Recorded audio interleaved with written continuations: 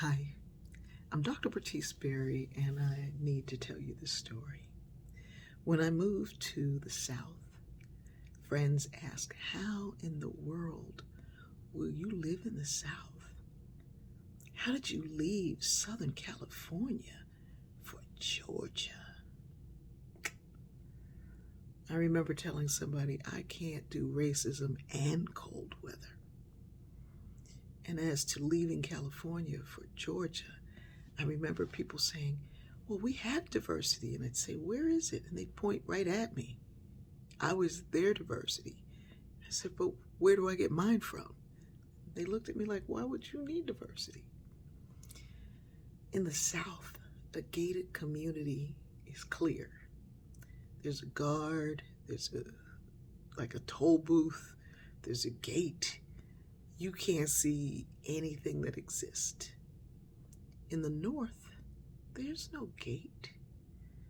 There is no gate to tell you that the red line is there, and redlining is something that folks should look up.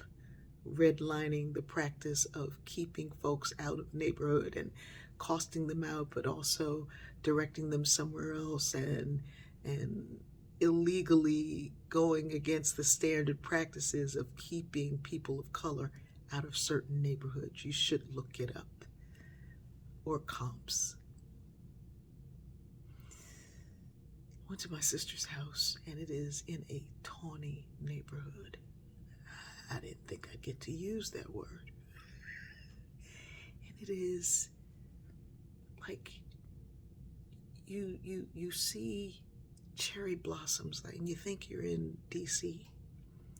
You see sprawling acres and fireworks from your backyard, like big displays and all the neighborhood events and things that are just there.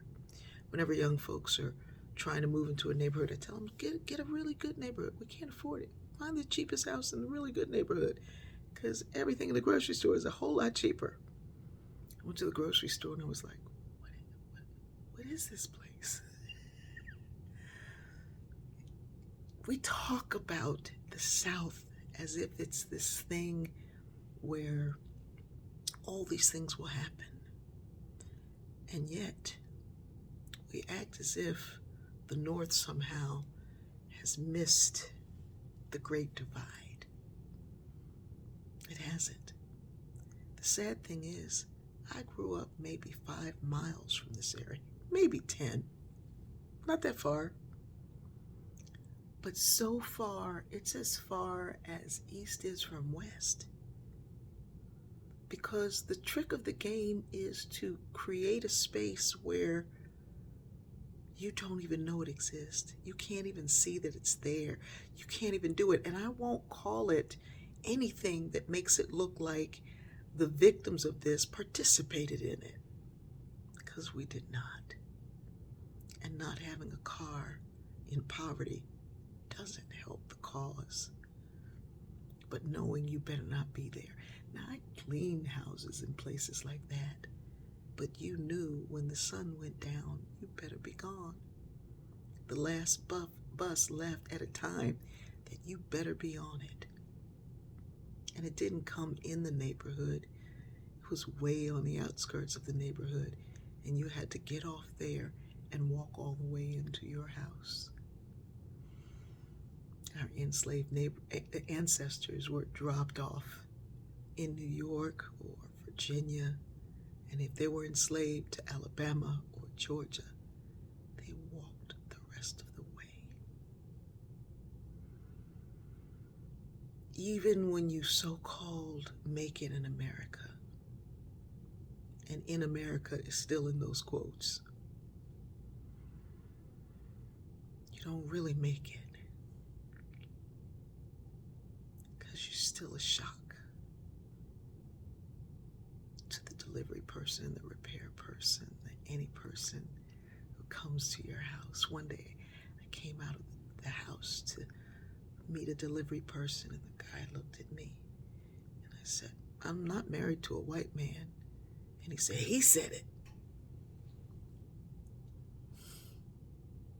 And I said, young man, do you think the only way we can rise is to marry somebody who can make you rise? You can't rise on your own.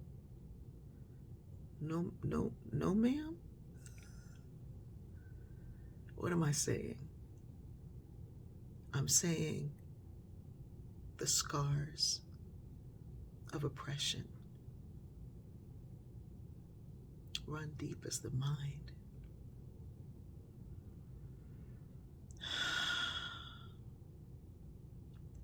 Echo,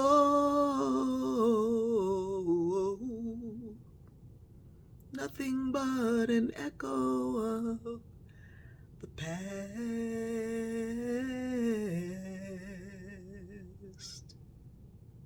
I know we're going to get there, but you have to believe that people belong in tawny spaces as much as you believe that they belong in broken ones.